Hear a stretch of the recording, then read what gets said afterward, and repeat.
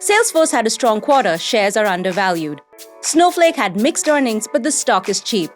And are investors abandoning mutual funds in favor of active ETFs? This is Investing Insights. Welcome to Investing Insights. I'm your host, Ruth Saldana. Let's get started with a look at your Morningstar headlines. Salesforce has reported another strong quarter. The cloud-based software giant's revenue increased 11% in fiscal Q3. The automated IT platform MuleSoft, the data cloud segment, and solid execution drove more than $8.7 billion in revenue. The outlook has come in strong, especially for profitability. Large deals and growth in remaining performance obligation impressed Morningstar. Meanwhile, demand for professional services remained subdued. There was also softness in transactional-type revenue and Slack self-service despite strong multi-cloud deals. Margins can still expand, even as Salesforce invests in artificial intelligence. The firm repurchased almost $2 billion in shares during the quarter. Morningstar is raising its estimate for what Salesforce stock is worth from $265 from $255. Shares look slightly undervalued. Intuit reported solid top and bottom lines for its fiscal first quarter. The financial technology company reported revenue of $3 billion, up 15% year over year. Earnings came in at 85 cents per share. TurboTax racked up higher filing volumes than expected during the tax extension period, but because the quarter was outside the traditional tax season, Intuit's small business and self-employed groups contributed the most to revenue. Despite the results, management left its full-year forecast unchanged. Morningstar estimates Intuit shares are worth $500 and are currently overvalued. Snowflake delivered mixed results in the third quarter. The cloud data platform company's profits fell below Morningstar's expectations. However, $734 million in revenue topped them, and product sales brought in almost $700 million. Execution and a stabilizing macroeconomic environment drove the solid results. Management said they hardly hear AI and budget in the same sentence. Morningstar thinks this puts Snowflake in a sweet spot as clients keep looking for an edge in technology. This can safeguard against the uncertainty that can come with a revenue model that depends on customers' usage. Snowflake is in an extremely good position as the world is rapidly collecting more data in need of a place to live. It has raised its full-year fiscal 2024 revenue and profit forecast. Morningstar thinks Snowflake's value sits at $231 per share. The stock remains undervalued and a top pick within Morningstar's technology coverage. Active ETFs have exploded in recent years. In each calendar year since 2018, they reeled in at least $25 billion and had an organic growth rate of north of 30%. In fact, at the end of October 2023, they boasted $444 billion in assets, almost triple the amount from October 2020. So what's driving this interest? Ryan Jackson is a manager research analyst for passive strategies at Morningstar Research Services. He's here today to talk about what he has found. Hi, Ryan. Thanks for being here today. Yeah, thanks for having me, Ruth. So what's going on with active ETFs? Why are there such high flows? Sure. So like you said, active ETFs are everywhere. And I think when you look at really the rise of them, you can point to two factors that primarily drove it. First, there are just a lot more active ETFs available than there were as recently as a couple years ago. Since the start of 2022, we've seen just about as many active ETF launches as there were in the 10 years leading into 2022. So there's no doubt there's been this huge boom in product development for active ETFs. When you kind of point to, the why behind this boom in active ETF launches, we need to go back to 2019 and look at the passage of the ETF rule, Rule 6C11, which effectively allowed active managers to really tap into the flexibility and the tax efficiency of the ETF structure. If you talk to certain fund providers that, for a long time only operated in the open-end fund world and then moved into ETFs, a lot of them will cite that passage of the ETF rule as the main reason that they brought new active ETFs to the table. So simply by virtue of just lining the shelves with a lot more products, I think you're going to see a lot more interest, a lot more engagement for those active ETF investors. So that's the first part. Second part, I think after a while, a lot of investors really just caught on to the benefits of the ETF structure. For so long, people always associated, ETF and passive and didn't realize that a lot of these great things about the ETF structure, the tax efficiency, the low cost, the transparency, could also apply to active portfolios as well. Now, when you look at kind of the growth in number of ETFs, maybe there's a little bit of a chicken or the egg story where, was it the a number of funds that sort of prompted the demand, or was it the demand that prompted the boom? I tend to look at really how barren the cupboard was, even as recently as 5 years ago. And that makes me think that, the real launch in all these great strategies in the active ETF wrapper, sort of prompted that demand. So, who's actually getting into these products? Are active investors leaving mutual funds to get into active ETFs? It's a tough one. I think generally investors are leaving mutual funds for ETFs of all stripes. But of course, a lot of that story is active passive, right? It's no secret that for quite some time, ETFs have been eating into the market share of open-end funds, and very closely relatedly, passive funds have been eating into the share of active funds. Now, when you kind of isolate that and look at just the active investing sphere, you will see that there have been pretty severe outflows from open-end funds, and as we've documented here, pretty nice inflows into those active ETFs. So I think it's reasonable to conclude that there probably are some investors that are going from active open-end funds into active ETFs. But overall, it's just a small part of that sort of, active to passive and open-end fund to ETF story. So tell us a little more about that. What are some of the advantages of active ETFs versus mutual funds? Sure. So if we kind of look at the ETF wrapper, I think the advantage to start with would be that they're generally lower cost. Now, a lot of people, like I said, associate that with the idea that ETFs and passive strategies have historically gone hand in hand, and passive strategies do tend to be a lot more cost efficient to execute. But even when you kind of narrow the scope again and look at just active ETFs versus active open-end funds, active ETFs still, in many cases, have that cost advantage. The ETF fees really just reflect the cost of operating the fund. But when you look at open-end fund fees, they incorporate not only that management expense, but also some distribution costs, marketing, a whole other range of things that sort of bloat those open-end fund fees. I think a good one to point to there, a real apples to apples comparison would be T. Rowe Price Blue Chip Growth ETF. This is a strategy that existed in open-end form for a very long time. The ETF recently launched, and it charges 14 basis points less than the cheapest share class of the open-end fund. So it's a good testament that, oftentimes when you're looking at ETF versus open-end fund, the scales are going to tip towards ETF in terms of cost. Another big one that kind of hinted at earlier would be that tax efficiency of the ETF wrapper. This one, I think, really came into focus after 2022 because that was a year where we saw a lot of open-end funds pay out capital gains in a year where they actually lost value. Meanwhile, ETFs generally do not pay out capital gains, and if they do, they tend to be a lot smaller. So I think after last year, when you had some open-end fund investors, kind of saddled with the tax bill in a year in which their strategy actually lost value, that kind of stuck in their craw a little bit and kind of boosted the case for active ETFs. Transparency would be another one.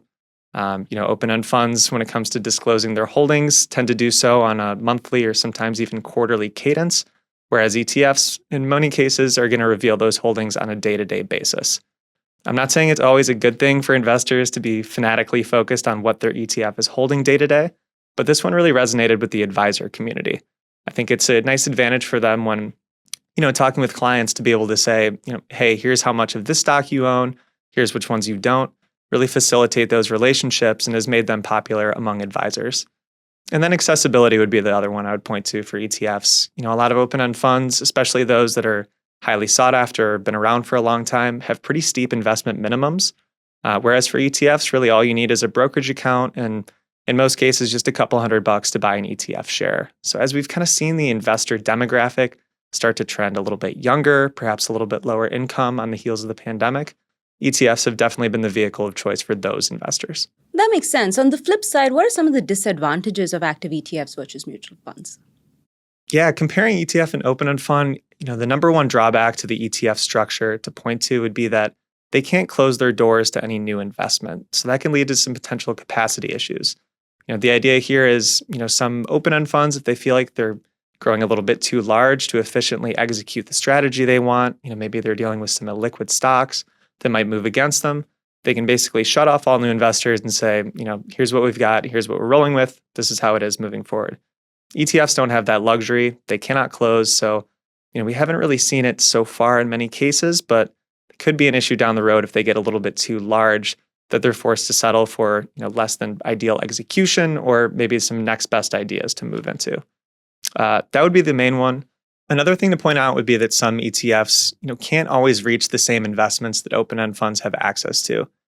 These instances don't pop up very often, but one example would be that a lot of open-end funds have the flexibility to move into certain private company investments. That's something that ETFs can't do. So if that's a central part of an open-end fund active strategy, an active ETF clone wouldn't be able to do quite the same thing. Generally, these drawbacks haven't really reared their head too much thus far, but these are things to keep in mind when you're kind of thinking about ETF versus open-end fund.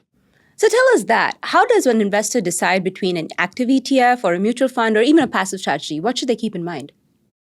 Yeah, I think when comparing, do I go ETF or open-end fund, taxes should be a very central part of that consideration. Not only the rates of tax that you're going to be paying, but also, where is this investment sitting? If it's sitting in a taxable account, that might tip the scales a little bit more towards ETFs if you're, kind of having a 50-50 decision to make. But if it's something like a 401k and it's only available in an open-end fund, that's not too much of a drawback. That's a tax-advantaged account. And that separation between ETF open-end fund really won't be that pronounced for those that are sitting in tax-advantaged accounts. But even more than that, I would just remind investors that when you're thinking about making a new investment, the strategy should come first. I think it's more important to focus on what kind of investment strategy do I want? Am I convicted in it? And then secondary should be, is it sitting in an ETF or an open-end fund? Something we always say is the best strategy is one you can stick with. If you're settling for an ETF and a strategy you don't really love just because it's an ETF, there's a good chance you might be selling it at an inopportune time, not reaping those returns that you would be if you just stuck it out. So strategy first, but I guess as a tiebreaker or still an important consideration, ETF versus open-end fund can come into play then. Mm-hmm. Thanks so much for being here today, Ryan. Yeah, my pleasure. Thanks. Though it has felt for a while now that a federal fund rate near 0% is normal, history tells us that near zero interest rates are in fact very much not the norm. In fact, prior to 2007, there were more months with a federal funds rate above 15% than there were below 1%. With interest rates likely to stay on the higher side, investors should realize that there is money to be made here. Brian Armour is a director of passive strategies for Morningstar Research Services, and he's also the editor of the Morningstar ETF Investor newsletter.